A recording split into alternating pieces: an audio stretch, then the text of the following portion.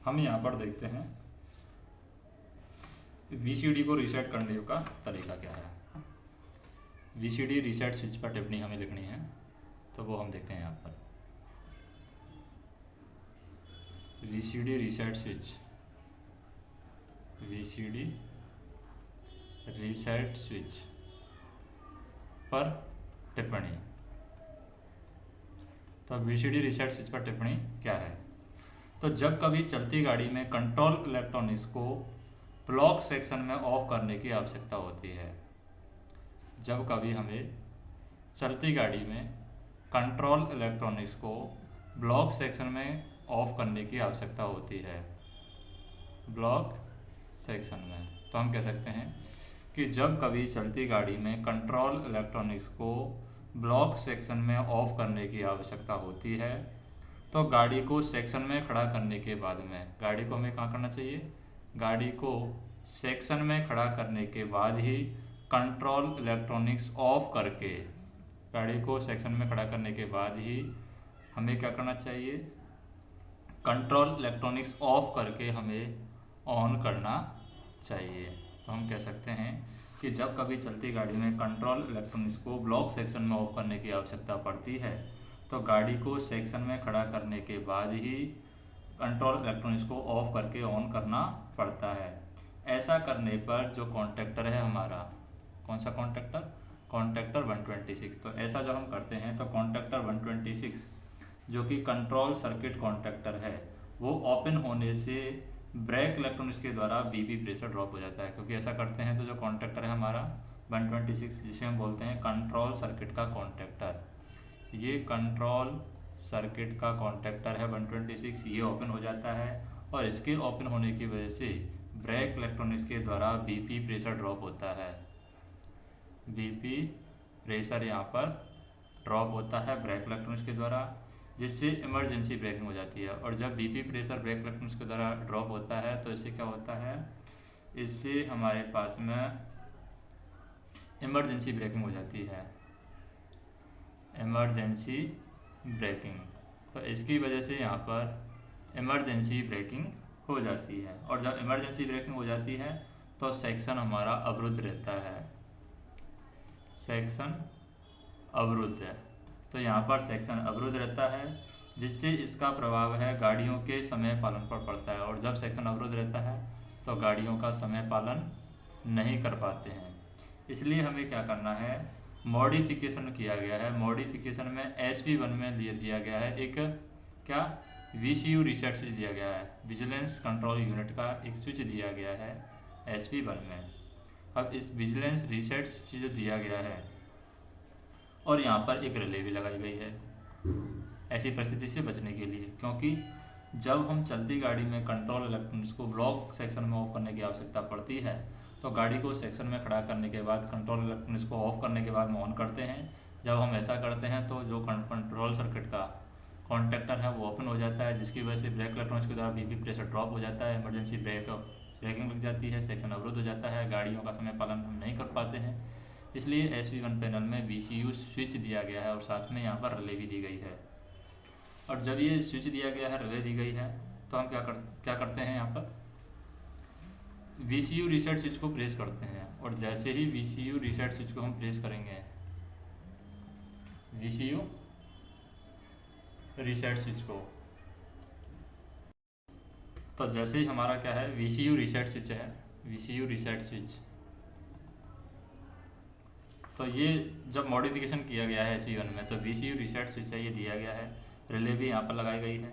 जब VCU reset switch को हम प्रेस करते हैं तो इसको प्रेस करने से केवल कॉन्टैक्टर 218 जो कंट्रोल इलेक्ट्रॉनिक्स का कॉन्टैक्टर है वो ओपन होता है। कौन सा ओपन होता है? Control electronics. तो कंट्रोल इलेक्ट्रॉनिक्स का कॉन्टैक्टर है वो कौन सा है?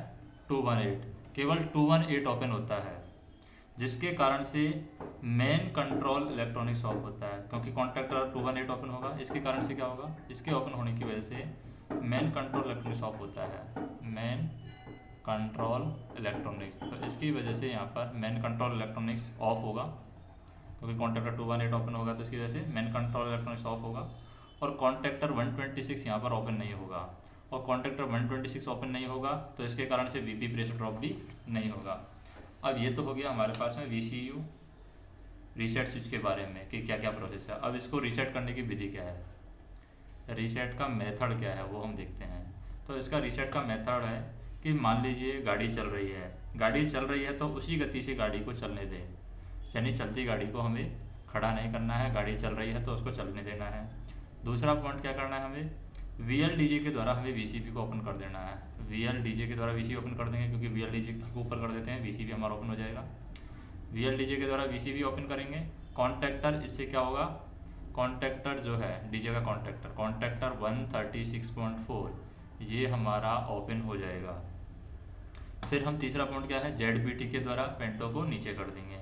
इससे क्या होगा, पेंटो का कॉन्टैक्टर है कॉन्टैक्टर 130.1 ये हमारा ओपन हो जाएगा। ZBT का कॉन्टैक्टर है और डीजे का कॉन्टैक्टर क्या है 136.4। उसके बाद में VL की को हम डी पर रखेंगे।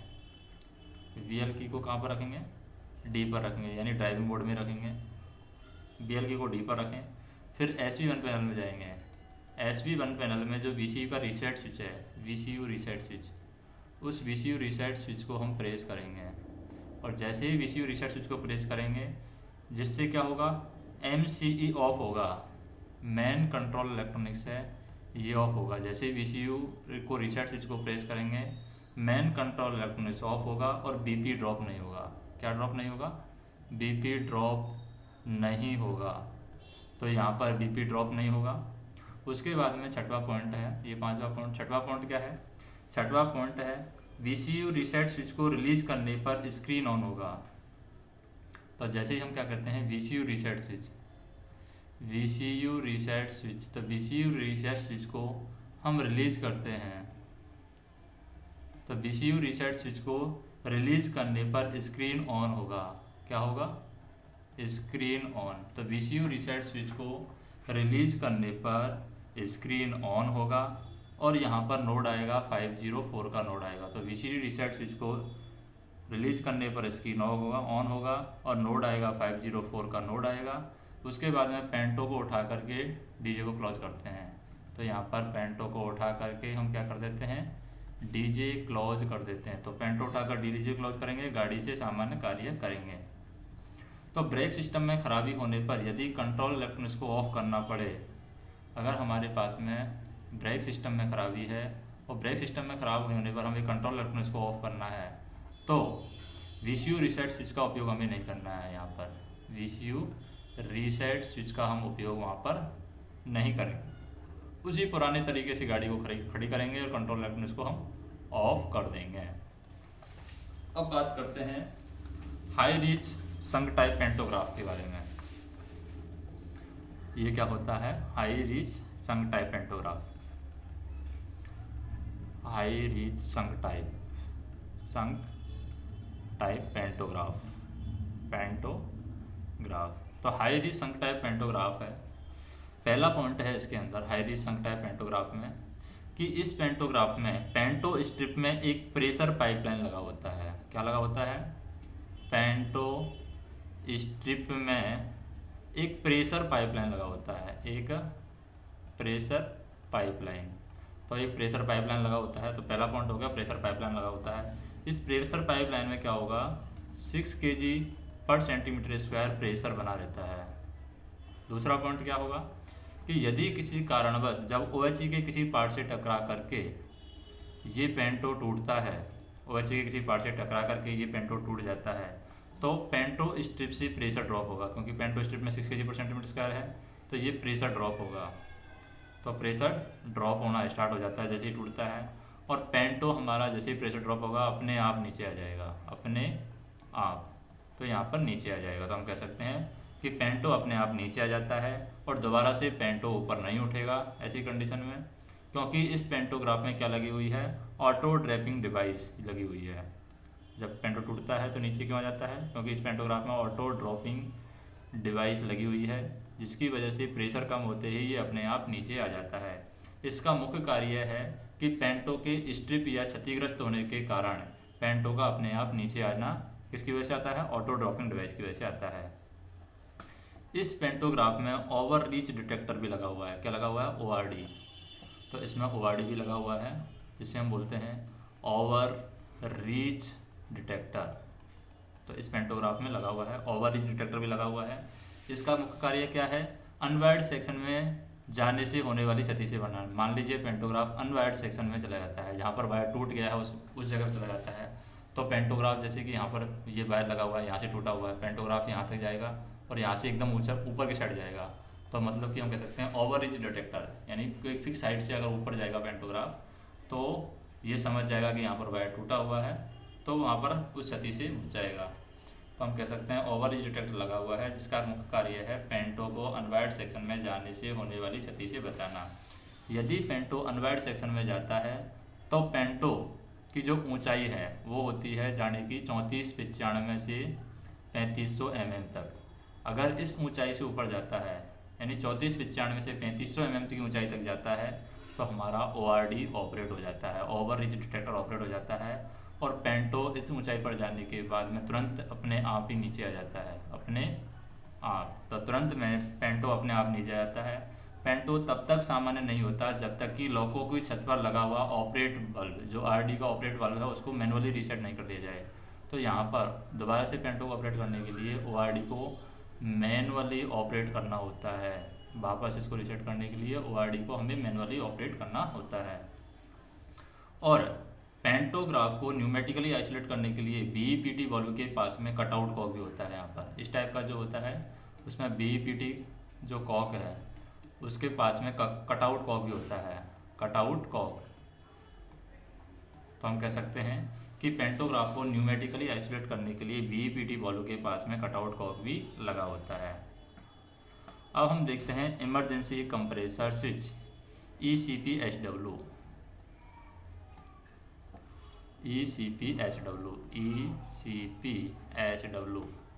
Emergency compressor switch, emergency compressor switch. तो इमरजेंसी कंप्रेसर स्विच क्या है? तो इमरजेंसी कंप्रेसर स्विच की बात करें, प्रोसेसर HVV2 फेल हो जाने पर, अगर हमारा जो प्रोसेसर है, प्रोसेसर कौन सा? HVV2। तो प्रोसेसर HVV2 फेल हो जाता है तो दोनों कंप्रेसर कार्य नहीं करते हैं। ये फेल हो जाएगा तो दोनों कंप्रेसर यहाँ पर कार्य नहीं करेंगे। इसके लिए क्या लगा हुआ है? इसके लिए यहाँ पर SV1 में लगा हुआ है ECPSW स्विच लगा हुआ है। ECPSW इमरजेंसी कंप्रेसर स्विच लगा हुआ है। इसके द्वारा कंप्रेसर को चालू किया जाता है। HVV2 प्रोसेसर के फेल होने पर क्या क्या होता है? जैसे HVV2 फेल होता है तो उस टाइम पर क्या क्या होता है? पहला क्या होगा? HVV2 फेल होगा तो कैब 2 आइसोलेट हो जाएगी, कैब 2 आइसोलेट। तो कैब 2 यहाँ पर आइसोलेट हो जाएगी, कोई भी कंप्रेसर कार्य नहीं करेगा। जो कंप्रेसर है हमारे वो कार्य नहीं करेंगे। और यदि हमारे यहाँ पर कैब 1 वर्किंग में है, कैब 1 वर्किंग है तो कंप्रेसर 1 और 2 केवल मैनुअल मोड में ही कार्य करेंगे। जो भी हमारे पास में कंप्रेसर है 1 और 2 ये मैनुअल मोड में ही काम करेंगे, मैनुअल मोड में, क्योंकि कैब 2 तो आइसोलेट हो गई है। लेकिन अगर कैब 1 हमारी वर्किंग में है तो यहाँ पर जो कंप्रेसर लगे हुए हैं 1 और 2 ये मैनुअल मोड में ही काम कर सकते हैं। ये कंप्रेसर ऑटो मोड में काम नहीं करेंगे। तीसरा पॉइंट है हमारे पास में कि पेंटो 1 कार्य नहीं करेगा, पेंटो 2 को उठाना है, क्योंकि कैब 1 से कार्य करे तो पेंटो 1 तो काम करेगा नहीं। तो हमें क्या उठाना है? यहाँ पर पेंटो 2 को उठाना है, पेंटो 2 को उठा देंगे। फिर हमें चौथा पॉइंट क्या है कि VCD स्विच जो है 237.1 VCD स्विच, तो VCD स्विच के द्वारा आइसोलेट करना पड़ेगा। तो VCD स्विच को 237.1 के द्वारा हमें, ये VCD का स्विच है 237.1, इसके द्वारा VCD को हमें आइसोलेट करना पड़ेगा। तो हम कह सकते हैं VCD को स्विच नंबर 237.1 के द्वारा आइसोलेट करना पड़ेगा। पार्किंग ब्रेक को हम रिलीज़ करेंगे, पार्किंग ब्रेक को जो रिलीज़ करने का मेथड है उसे रिलीज़ करेंगे। पार्किंग ब्रेक को न्यूमेटिक पैनल में जा कर के रिलीज़ कर देंगे, जो भी वहाँ पर प्रोसेस है रिलीज़ करने की। उसके बाद में हमारे पास में जैसे ही पार्किंग ब्रेक को रिलीज़ कर देंगे तो जब इमरजेंसी कंप्रेसर स्विच को हम दबाते हैं तो कुछ प्रोसेसर, कुछ स्विच मॉनिटर नहीं होंगे। कौन कौन से स्विच हैं वो मॉनिटर नहीं होंगे, तो यहाँ पर स्विच मॉनिटर नहीं होंगे। तो ऐसी कंडीशन में कौन कौन स्विच मॉनिटर नहीं होंगे? PAN 1 और पेंटो 1 और पेंटो 2 के स्विच हैं वो मॉनिटर नहीं होंगे। SE9 के द्वारा लॉको ब्रेक लगाते हैं वो स्विच यहाँ पर मॉनिटर नहीं होंगे। और ट्रेन पार्टिंग के समय ट्रेन पार्टिंग के स्विच मॉनिटर नहीं होंगे। Low pressure main reservoir switch monitor नहीं होंगे। लो प्रेशर मेन रिजर्वायर तो लो प्रेशर मेन रिजर्वायर है ये ऑपरेट नहीं होगा, यानी कि ये मॉनिटर नहीं होंगे। 6 kg पर सेंटीमीटर स्क्वायर ये फीड वाल्व है, फीड पाइप, ये ऑपरेट नहीं होगा।